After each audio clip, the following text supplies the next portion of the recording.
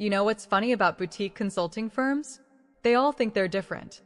They'll tell you they're not like other agencies, that they value authenticity, collaboration, human-centered design. They'll put succulents on every desk, hang Edison bulbs from exposed brick, and call the break room the inspiration station. But underneath all that reclaimed wood and cold brew on tap, they're exactly like every other place. Maybe worse. Because at least a soulless corporation doesn't pretend to be your family while it's destroying you. My name's irrelevant. What matters is that for 3 years, I was the operational backbone of Meridian Collective, a purpose-driven brand strategy consultancy in Austin. That's consultant speak for. We charge obscene amounts of money to tell Fortune 500 companies how to seem like they care about things. And I was very, very good at making sure we never got caught pretending. Let me paint you a picture of who I was there. I wasn't a creative director, wasn't a partner, wasn't even a senior strategist. My title was Operations Coordinator, which in startup language means the person who does everything important that no one wants to think about. I managed client contracts, tracked project budgets, coordinated with legal on NDAs and intellectual property agreements. I handled vendor relationships, the freelance designers, the media buyers, the research firms we outsourced to when we were drowning. I was the one who knew which clients paid on time, which ones nickel-and-dimed every invoice, and which ones were about to churn because their CMO was getting fired. I built the onboarding system for new hires. I created the templates everyone used for proposals. I maintained the master calendar that kept 12 consultants from double booking themselves into nervous breakdowns. I was the person who reminded the founders about tax deadlines, insurance renewals, and the fact that you can't just write off a trip to Tulum as a creative retreat when you spent 4 days drunk at the beach. I was invisible, but I was essential. And the thing about being invisible? You see everything. Meridian was run by 2 founders, Samir and Jade. Samir was the classic ideas guy, charismatic, verbose, prone to using words like paradigm and actualize in normal conversation. He'd started the firm 6 years earlier after a TED Talk about conscious capitalism went semi-viral. He wore all birds and Japanese denim and spent an insane amount of money on wellness coaching. Jade was the operator, or at least, that's what she called herself. Yale MBA, former McKinsey. She joined 3 years in and immediately restructured everything to scale for growth. What that actually meant was she fired people, cut benefits, and started tracking our hours like we were assembly line workers. They were best friends. They finished each other's sentences in meetings. They took ayahuasca together in Costa Rica and came back talking about ego death before promptly asking us to work weekends. I liked them at first. I really did. But then they hired Connor Brightwell. God, even his name sounds like a LinkedIn influencer. He joined as Chief Growth Officer, a title Jade invented specifically for him. He was 29, Wharton grad, venture capital background. He had this whole aesthetic, minimalist wardrobe, perfectly tousled hair, those clear frame glasses that cost $600 but look like they're from a thrift store. He drank oat milk cortados and called everyone friend in this way that felt both intimate and utterly hollow. Samir and Jade were obsessed with him. Within a month, Connor was in every meeting, every pitch, every strategic conversation. He'd waltz in 15 minutes late, toss out some half-baked idea about leveraging micro-influencers for authentic touchpoints, and Samir would look at him like he'd just discovered fire. Meanwhile, I'd spent 3 weeks preparing the financial models that made the pitch work, and I'd get a distracted thanks while Connor got invited to drinks. Connor's actual job, as far as I could tell, was to look like he was doing something revolutionary. He'd throw around terms like growth hacking, funnel optimization, and blue ocean strategy. He'd show up to client meetings with a Moleskine and nod thoughtfully while taking 0 notes. He'd Slack people at 11 p.m. with quick thoughts that were just thinly veiled criticisms of work they'd been doing for months. And everyone loved him. Everyone except me. Because I was the one cleaning up his messes. Connor didn't understand operations. He didn't understand project management. He didn't understand budgets, timelines, or how anything actually worked. But he was great at taking credit. He'd swoop into a project at the last minute, suggest some minor tweak, and then present it to the client like he'd architected the whole thing. He'd forget to include people on emails, then act shocked when they weren't in the loop. He'd promise deliverables without checking if we had the capacity, then blame the team when we missed deadlines. And whenever something went wrong, when a contract got messed up, when a freelancer didn't get paid, when a client complained, Connor would smile that practice smile and say, well, operations should have caught that. Like I was his personal safety net. I started keeping a folder. Just screenshots, emails, Slack threads. Nothing dramatic. Just documentation. The kind of thing you do when you're tired and you want to remember that you're not insane. I didn't know I'd need it yet, but I was learning. The breaking point came on a Tuesday in October. We just landed our biggest client ever, a national retail chain rebranding after a scandal involving labor practices overseas. It was a 6-month, $850,000 contract. The kind of project that could legitimately change the trajectory of the firm. I'd spent weeks negotiating terms with their legal team. I'd coordinated with our freelance network to make sure we had capacity. I'd built the budget, the timeline, the risk mitigation plan. I'd done everything except the creative work itself, and honestly, I could have done that too. We had a kickoff meeting scheduled. Samir, Jade, Connor, me, and the client's VP of brand. The morning of the meeting, Connor slacked me. Hey friend, quick thing. Worried the client might feel like we're too operationally focused in the room. Let's keep this strategic. I'll take the lead. You can sit this one out. I stared at that message for a full minute. Sit this one out. The project I built. I responded professionally. I said I thought it was important to have operational alignment from the start. I said I'd prepared materials that contextualized our approach. Connor replied, trust me on this. Optics matter. Let's keep it visionary. And then, 10 minutes before the meeting, Jade slacked me separately. Hey, Connor mentioned you might not be the right energy for the kickoff. No worries. We've got this. Maybe grab lunch and reset? Not the right energy. I didn't go to lunch. I went back to my desk. I opened my laptop. And I started thinking about what happened when you pulled one card from the bottom of a house of cards. You ever notice how consultants love the word strategic, but they never actually think strategically? Real strategy isn't about vision boards and keynote slides.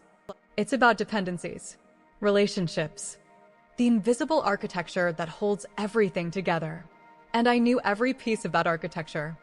I knew that our freelance contracts were all structured month to month because Jade wanted flexibility. I knew that we didn't have project management software. We had me manually tracking deliverables in spreadsheets because no one wanted to pay for actual tools. I knew that our biggest vendor, the research firm we outsourced to for consumer insights, was 2 months behind on payment because Connor kept forgetting to approve invoices. I knew that our NDA with the retail client had a non-compete clause that prevented us from working with any of their competitors for 18 months, but Connor had already pitched 3 of those competitors without telling anyone. I knew that Samir's conscious capitalism talks were being investigated by a journalist who'd found discrepancies in how we reported pro bono work versus what we actually did. I knew that we were carrying $240,000 in unpaid contractor invoices that were about to turn into legal claims. And I knew that Jade had been telling investors we were default alive while secretly negotiating a bridge round because we'd be insolvent by January. I knew all of this because I was the one keeping it from imploding. So I asked myself a simple question. What happens if I stop? I didn't quit. That's the thing people always get wrong about these stories. They think revenge is dramatic, some big confrontation, a fiery exit, a speech in front of everyone. But real power is quieter than that. I just stopped doing the extra things. I stopped staying late to fix other people's mistakes. I stopped proactively following up on deliverables. I stopped being the safety net. When Connor missed a deadline, I didn't chase him. When a freelancer emailed asking about payment, I forwarded it to Jade without comment. When Samir double-booked himself for client calls, I let him figure it out. I did exactly what my job description said. Nothing more. And I watched. It started small. The first crack appeared when one of our lead designers, a freelancer named Priya who did incredible work, sent an email to Jade, CCing me. Hi Jade, following up on my invoice from August. It's now 60 days overdue. I've sent 3 reminders. I need payment by Friday, or I'll have to pause work on the retail rebranding. Jade slacked me immediately. Can you handle this? I replied. I forwarded the invoice to Connor for approval on September 12th. He hasn't responded. Jade pinged Connor. Connor said he'd take a look. He didn't take a look. Priya stopped working. And the retail rebranding, the one Connor had promised would be visionary, missed its first milestone. The second crack came when the research vendor sent a formal notice. They were owed $87,000. They'd been patient. But they were now suspending all active projects until they received payment. That meant the Consumer Insights report for the retail client, the foundation of the entire rebranding strategy, was frozen. Connor panicked. He scheduled an all-hands meeting and tried to blame the finance process. We need to streamline approvals, he said, pacing in front of the whiteboard. This is why I've been saying we need systems. I didn't say anything. I just pulled up the Slack thread where I'd reminded him 11 times that the invoice needed approval. Jade saw it. Her face went very still. Connor pivoted. Well, we need to renegotiate the contract. They're clearly overcharging. The vendor's CEO emailed that night. We have a signed contract. We've delivered everything on time. If Meridian cannot honor basic payment terms, we'll be pursuing legal action. That was crack number 3. By mid-November, the house was shaking. The retail clients started asking questions. Why was the timeline slipping? Where were the consumer insights? Why did their legal team receive a pitch deck from Meridian for one of their direct competitors? Connor tried to smooth it over. He took the VP of brand out to an expensive dinner and talked about recalibrating expectations. It didn't work. The VP called Jade directly and said, I'm concerned about your operational capacity. We're considering pausing the contract. Jade freaked out. She called an emergency partners meeting, just her, Samir, and Connor. I wasn't invited. But I heard about it later because Samir left his laptop open in the conference room and the Slack notifications were pinging on the screen. Jade had written, we need to get serious. No more amateur hour. I'm bringing in a real COO. Connor replied, agree. I think the ops coordinator role has outlived its usefulness. We need senior-level infrastructure. Samir, let's table this until Q1. Focus on retaining the client. Connor, or we make the hard call now. Send a signal that we're maturing. I took a photo of the screen with my phone. I want to be clear about something. I wasn't trying to hurt anyone. I wasn't sabotaging anything. I was just letting the truth come out. Because the truth was this, Meridian Collective didn't fail because of me. It was already failing. I was just the person keeping everyone from noticing. Connor didn't know how to do his job. Jade was more interested in looking successful than being successful. Samir was so disconnected from the actual work that he thought vibes and vision statements could replace infrastructure. And when I stopped compensating for all of that, the weight of their own incompetence crushed them. December came. The retail client officially paused the contract. Not canceled, paused. Pending a capability review. That's corporate speak for, we don't trust you anymore, but our legal team says we can't pull out yet. The review was scheduled for mid-January. They'd send auditors to examine our processes, our financials, our vendor relationships, our intellectual property practices. Jade looked like she aged 5 years in a week. Samir started meditating in the conference room for hours. And Connor? Connor started coming to me. Hey, he said one morning, sliding into the chair next to my desk. I know things have been tense, but I think we got off on the wrong foot. I really value what you do here. I looked at him, really looked at him, at the designer glasses and the curated humility and the desperation creeping into his voice. Do you need something, Connor? He laughed nervously. The client review. I'm trying to pull together documentation. Contract history, vendor agreements, project timelines. Do you have that somewhere? Yes. Could you send it to me? Sure. I'll need Jade's approval to share confidential financial documents. His face fell. It's not, it's for the client. It's important. Then Jade can approve it. He stared at me.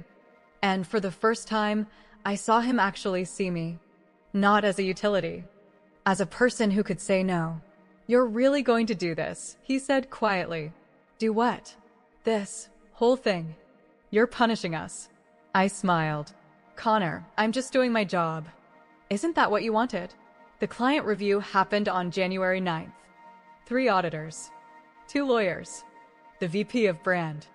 They spent 6 hours combing through everything. They found the unpaid vendor invoices, the non-compete violation, the double-booked resources, the NDAs that hadn't been filed correctly, the tax filings that were late, the pro bono work that had been misrepresented to the press. They found all of it, because I documented all of it. At 4 p.m., the VP of brand called Jade into the conference room. I wasn't there, but I heard later that she said, very calmly, "We're terminating the contract for cause. You'll be hearing from our legal team regarding financial remediation." Jade came out of that room and went straight to the bathroom. I heard her crying through the door. The firm didn't die immediately. It's never that dramatic. But it bled out slowly over the next 2 months. The retail client sued for breach of contract. 2 other clients left after the story leaked to a trade publication. The research vendor filed a claim. Priya and 3 other freelancers joined a class action. Investors pulled out of the bridge round. Samir tried to secure emergency funding, but when VCs started doing due diligence, they found the same mess the auditors had. By March, Meridian Collective was insolvent. Jade took a job at a corporate strategy firm in New York. Samir started a wellness podcast. Connor tried to rebrand himself as a fractional growth consultant. Last I checked, he had 147 LinkedIn followers and his website was just a landing page with his headshot and the word "coming soon." And me? I got a job offer in February. A boutique firm in Denver, smaller, quieter, owned by people who actually understood what operations meant. They'd heard about Meridian's collapse and reached out because they wanted someone who knew how to build systems that worked. The salary was 40 higher. I took it. On my last day at Meridian, Jade asked to speak with me privately. She looked exhausted. Hollowed out. "I know you're angry," she said. "I know we didn't treat you well. But I need to ask, did you do something to make this happen?" I looked at her for a long time. "Jade," I said, "I did my job. That's all I've ever done. If that wasn't enough to keep this place running, maybe the problem wasn't me." She didn't have an answer for that. I packed my desk, said goodbye to the 2 people I actually liked, and walked out. I didn't slam the door. Didn't leave a note. Didn't make a scene. I just left. Because here's what I learned. You don't need to destroy people who underestimate you. You just need to stop saving them. If you're listening to this and you're the person who makes everything work, the one nobody sees until something breaks, I want you to know something. You are not a cog. You are not overhead. You are not support staff. You are the architecture. And the day you stop holding things together, that's the day people find out what their vision is actually worth. So if they call you non-essential, let them find out how essential you really were. If you liked this story, hit that like button. Subscribe for more tales of corporate karma. And drop a comment if you've ever been the person holding everything together while someone else took the credit. Trust me, you're not alone.